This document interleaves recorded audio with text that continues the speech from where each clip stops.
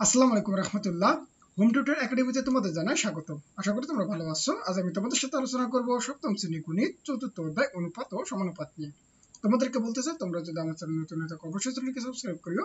তাহলে আজকে আমাদের মূল আলোচনার বিষয় মূলত হচ্ছে কি অনুপাত ও শতকরা নিয়ে। আর তোমরা যদি আমার আগের ভিডিওগুলো দেখতে চাও, আমি ডেসক্রিপশনে লিংক দিয়ে দেবো, তোমরা সেখান থেকে দেখতে পারো। তাহলে এখানে আমাদের ক নম্বরে কি বলতেছে যে 1:4, অর্থাৎ আমরা এটাকে লিখতে পারি যে অনুপাত মানে ভাগ, অর্থাৎ 1 কত হবে আমার 4, অর্থাৎ কি হবে যে 4 ভাগের কত 1 ভাগ, অর্থাৎ দেখো এখানে কত 4টা ঘর আছে, 4 ঘরের মধ্যে দেখো যে এই যে ছাই করা রং আছে মূলত হচ্ছে 1 ভাগে। আবার একই ভাবে এটাকে আমরা কি বলতে পারি যে 3/5, অর্থাৎ 5 ভাগের মধ্যে 3 ভাগে আমার কি ছাই করা রং থাকবে, অর্থাৎ হচ্ছে 1 2 3। ঠিক একইভাবে এটাকে আমরা লিখতে পারি যে 3 কত মানে হচ্ছে 10, তার মানে কি 10টা ঘরের মধ্যে ছাই রং থাকবে 3টাতে, তাহলে 1 2 3। তাহলে এটাই আমাদের এখানে বলতেছে যে উপরের চিত্রগুলো চিত্রে 1/4 অংশ, আবার চিত্রে 3/5 অংশ এবং চিত্রে 3/10 বা 10-এর 3 অংশ ছাই রং করা হয়েছে। তাহলে এখানে আমরা দেখতে পাই যে চিত্রে, অর্থাৎ কোন চিত্রে রং অংশ এবং সম্পূর্ণ অংশের অনুপাত কত 1:4, যাকে আমরা লিখতে পারি 1/4। দেখো সেটা কিন্তু আমরা লিখতে পারি।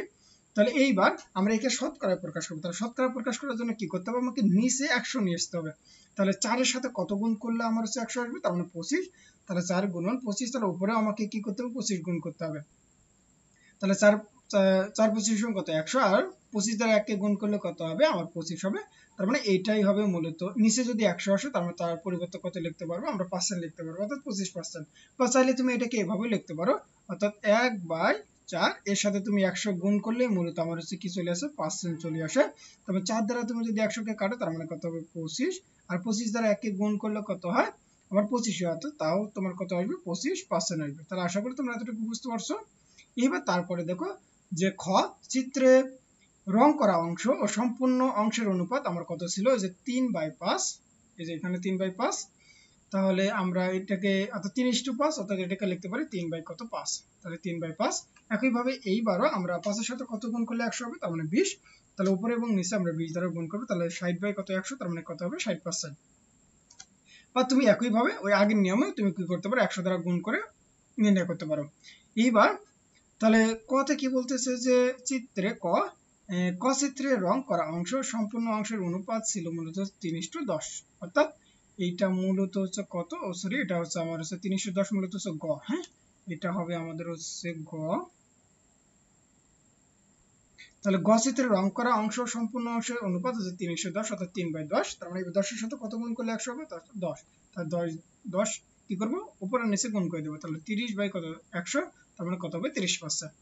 তাহলে এখানে একটা সমস্যা দেওয়া আছে। সমস্যা কি বলতেছে যে জেসমিন ও আবিদার বর্তমান বয়সের অনুপাত হচ্ছে 3:2 এবং আবিদা ও আনিকার বর্তমান বয়সের অনুপাত হচ্ছে কত 5:1। তাহলে আনিকার বর্তমান বয়স 3 বছর 6 মাস।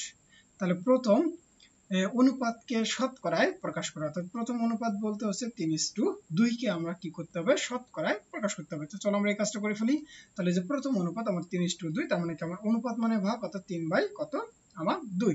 তাহলে আমরা কি জানি যে এই যে শতকরা প্রকাশ করার জন্য আমাকে হরে কি আনতে হবে 100 আনতে হবে। তার মানে কি 2 এর সাথে কত গুণ করবো, তাহলে 50। তাহলে উপর এবং নিচে 50 গুণ করলাম, অর্থাৎ 3 × 50 2 × 50, তার মানে কত হবে 150 কত হবে আমার হচ্ছে মূলত 100, তার মানে এখান থেকে কত আসবে 150। ঠিক একইভাবে তোমরা কি করতে পারো, এই যে 3/2 একে তুমি হচ্ছে 100 দ্বারা কি করবা গুণ করে পার্সেন্ট দিয়ে দেবা, তাহলে এখানে একে কাটলে কত হবে মূলত হচ্ছে 50, আর এই যে 3/50 কত হবে মূলত হচ্ছে 150%। তাহলে আশা করি তোমরা বুঝতে পারছো। এইবার খ নম্বরে আমাদের কি বলতেছে যে 5 বছর পরে আবিদার বয়স কত হবে। তাহলে আমাদের এখানে কি দেওয়া আছে মূলত যে আবিদার বর্তমান বয়স এবং আনিকের বর্তমান বয়সের হচ্ছে অনুপাত হচ্ছে 5:1। তাহলে আবিদার বর্তমান বয়স এবং আনিকার বর্তমান বয়সের থেকে কত গুণ হবে 5 গুণ হবে। তাহলে আনিকার বর্তমান বয়স 3 বছর 6 মাস। তার মানে আমরা যদি একে কিসে প্রকাশ করব, মাসে প্রকাশ করবো। তখন 3 বছরকে মাসে করতে গেলে আমরা কি করতে হবে, অর্থাৎ 3 গুণন কত হবে আমার হচ্ছে 12।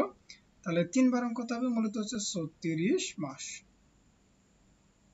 তাহলে দেখো এই যে 3 বছরকে 3 × 12 আর এখানে 6, মাস, তার মানে কি আমরা জানি যে কি 1 বছর সমান সমান 12 মাস, তার মানে 3 × 30 × 6 যোগ 6, তার মানে কত হবে 42 মাস। তাহলে আবিদার বর্তমান বয়স কত হবে? আমার 42 গুণন হচ্ছে 5, কেননা আমরা কি দেখলাম যে আবিদার বর্তমান বয়স মনে হচ্ছে আনিকার 5 গুণ, যেহেতু আনিকার এখানে যদি 42 মাস হয়, তার মানে কি আবিদার অবশ্যই তার 5 গুণ হবে, অর্থাৎ 42 × 5, তার মানে কত হবে তার 210 মাস। এইবার যেহেতু এই যে 210 মাসকে যদি আমরা বছরে প্রকাশ করতে চাই, তার 12 দ্বারা তাকে ভাগ করতে হবে, কারণ 12 মাস সমান সমান 1 বছর। তার মানে এখান থেকে হিসাব করলে আমাদের, তুমি যদি কাকে এই যে 210কে 12 দ্বারা ভাগ করা যাবে না, তো আমরা কি করব, এই যে 6 দ্বারা করব। তার মানে কি 12কে 6 দ্বারা করলে কত আমার 2, আর তুমি যদি 210কে 6 দ্বারা করো তাহলে 35 হবে, অর্থাৎ 35 বাই কত হবে হচ্ছে 2 বছর। তার মানে তাকে তুমি যদি হচ্ছে মিশ্র ভগ্নাংশ প্রকাশ করো, তার মানে কত হবে 17 আর কত হবে 1 এ 2 বছর, তার মানে 17.5 বছর তো কি হবে বয়স হবে। তাহলে 5 বছর পরে আবিদার বয়স হবে কত?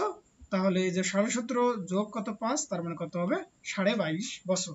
তাহলে আশা করি তোমরা এতটুকু বুঝতে পারছো। এইবার তারপরে আমাদেরকে কি বলতেছে যে গ নম্বরে যে আনিকার বর্তমান বয়স জেসমিনের বর্তমান বয়সে শতকরা কত ভাগ, অর্থাৎ এইবার আমরা শতকরা প্রকাশ করব।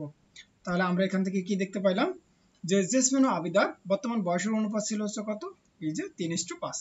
তাহলে জেসমিনের বর্তমান বয়স আবিদার বর্তমান বয়সে কত হবে 3/2 গুণ, যেটা কিন্তু আমরা অলরেডি আগে দেখিয়ে এসেছি। তাহলে খ হতে প্রাপ্ত কি যে জেসমিনের বর্তমান বয়স হচ্ছে, তাহলে 17.5 গুণন হচ্ছে 3/2 বছর, তার মানে এখান থেকে আমরা হিসাব করলে কত আসবে, এই 17.5 মানে হচ্ছে 35/2 আর হচ্ছে 3/2, তার মানে কত হবে 105/4 বছর, তার মানে কত হবে 26 ইন্টু হচ্ছে 4 এর 1 বছর। তাহলে আমরা এখান থেকে কি বলবো যে আনিকার বর্তমান বয়স হবে 3 বছর 6 মাস। তাহলে আমরা এটাকে কিভাবে লিখতে পারি যে 3, অর্থাৎ আমরা এটাকে যদি সম্পূর্ণটাকে বছরে প্রকাশ করতে চাই, তার মানে 3 ইন্টু হচ্ছে 6/12, তার মানে কত হবে 3.5 বছর। তাহলে আমরা এটাকে বলতে পারি যে এই যে কত হবে আমার হচ্ছে 2, এই যে 2 দ্বারা 3কে গুণ করলে কত হবে 3 দুগুণে 6 আর একে কত 7/2। তাহলে আনিকার বর্তমান বয়স জেসমিনের বর্তমান বয়সের আমার কত হবে, এই যে 2/7কে যদি আমরা হচ্ছে 26 ইন্টু 1/4 দ্বারা কি করে ভাগ করি, তাহলে আমাদের এখান থেকে আসবে মূলত হচ্ছে এই ভাগটাকে যদি আমরা উল্টাই দিয়ে দেই, তার মানে আমাদের কত আসবে যে 4/105। তার মানে এখান থেকে আমরা কি করব, এইবার আমার হচ্ছে কত 2 গুণন কত 100 বাই হচ্ছে আমার 15%, অর্থাৎ আমরা যদি এখানে কাটাকাটি করতাম তাহলে আমাদের এইটা মূলত চলে আসতো। তাহলে এখান থেকে কত আসবে 40 বাই কত 3%, তাহলে আমাদের কত হবে 13/1/3, অর্থাৎ এত পার্সেন্ট আসবে। তাহলে আনিকার বর্তমান বয়স জেসমিনের বর্তমান বয়সে কত হচ্ছে 13/1/3 বা এত পার্সেন্ট। তাহলে এইবার একটা উদাহরণ দেওয়া আছে, উদাহরণে কি বলতেছে যে দুটি রাশির যোগফল দেওয়া আছে কত 240, তাদের অনুপাত দেওয়া আছে 1:3। তাহলে রাশি দুটি নির্ণয় করো। তাহলে প্রথম রাশি দ্বিতীয় রাশি শতকরা কত অংশ তাও আমাকে নির্ণয় করতে হবে। তাহলে এইবার দেখো রাশি দুটির যোগফল দেওয়া আছে 240 আর অনুপাত দেওয়া আছে কত 1:3। তাহলে অনুপাত রাশি দুটির যোগফল কত হবে 1 + 3 = কত হবে আমার 4। তাহলে প্রথম রাশি কি হবে, এই যে 240-এরই এই যে 1 বাই কত হবে আমার যোগফল 4, অর্থাৎ 1/4। তার মানে কি আমরা তুমি 4 দ্বারা যদি 240কে কাটো তাহলে এখান থেকে কত আসবে, তার মানে হচ্ছে 4×6 = 24, অর্থাৎ 60 আসবে, অর্থাৎ 60 দ্বারা 1কে গুণ করলে আমার কত 60 হবে। এবার দ্বিতীয় কত হবে 240-এরই কত, এই যেখানে 3 বাই কত হবে 4, তাহলে 4 দ্বারা কাটলে আবারও কত হবে এখানে মূলত হচ্ছে 60 আর 3×6 = 18 আর 0, তার মানে কত 180। তাহলে রাশি দুটির অনুপাত ছিল মূলত হচ্ছে কত আমার হচ্ছে 1:3। তাহলে প্রথম রাশি দ্বিতীয় রাশি কত অংশ হবে, তাহলে 1 ওই যে অনুপাত মানে হচ্ছে ভাগ, অর্থাৎ 1/3 অংশ। তার মানে আমার মূল টার্গেট হবে যে নিচে কি আনা 100 আনা। তাহলে নিচে যদি আমরা 100 আনি তাহলে এখান থেকে আমাদের কি আসবে মূলত, এই যে দেখো আমরা নিচেও 100 দিছি উপরেও 100 দিছি। এইবার এই যে নিচের 100 আমার কি, অর্থাৎ আমরা এটাকে লিখতে পারি হচ্ছে কত, এই যে 100 বাই কত 3 আর এখানে হচ্ছে 100 বাই 1 বাই কত 100, তার মানে এই যে এটা মানে হচ্ছে কত পার্সেন্ট আর এখানে কত থাকতেছে 100/3%। তার মানে তাকে আমরা লিখতে পারি যে 33 ইন্টু 1/3।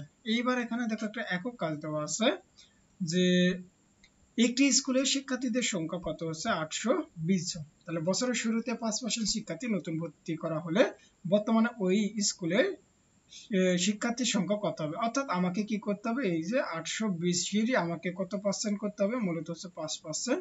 এই 5% বের করে তা আবার কি করতে হবে, এই 820 এর সাথে মূলত যোগ করে দিলেই আমরা কি হবে বর্তমান শিক্ষার্থীর সংখ্যা পাবো। তো চলো আমরা এই একক কাজটা একটু সমাধান করে ফেলি। তাহলে আমরা কি বলতে পারবো যে স্কুলটিতে শিক্ষার্থীর সংখ্যা আছে কত আমার 820 জন। তাহলে নতুন শিক্ষার্থীর সংখ্যা কত, এই 820 জনের হচ্ছে 5%। তার মানে আমরা যদি এটাকে পার্সেন্টটাকে উঠাই দেই তাহলে কি করব, আমরা এই 5% উঠাই দিলে আমার 100 দ্বারা কি করতে হবে, ভাগ করতে হবে। তুমি যদি হচ্ছে 5 দ্বারা যদি 100 কে যদি ভাগ করো তার মানে কত আসবে 20। আর এই 20 দ্বারা যদি তুমি কাকে এই যে 820 কে কি করো ভাগ করে দাও তার মানে কত আসবে, মূলত হচ্ছে 41। তার মানে কত হবে 41 জন। তাহলে বর্তমানে ওই স্কুলের শিক্ষার্থীর সংখ্যা হবে 820 যোগ কত 41, তার মানে কত হবে 861 জন। তাহলে আশা করি তোমরা এতটুকু বুঝতে পারছো। তাহলে আজকের মতো এই পর্যন্ত। তোমরা সকলে ভালো থাকো, সুস্থ থাকো, আল্লাহ হাফেজ।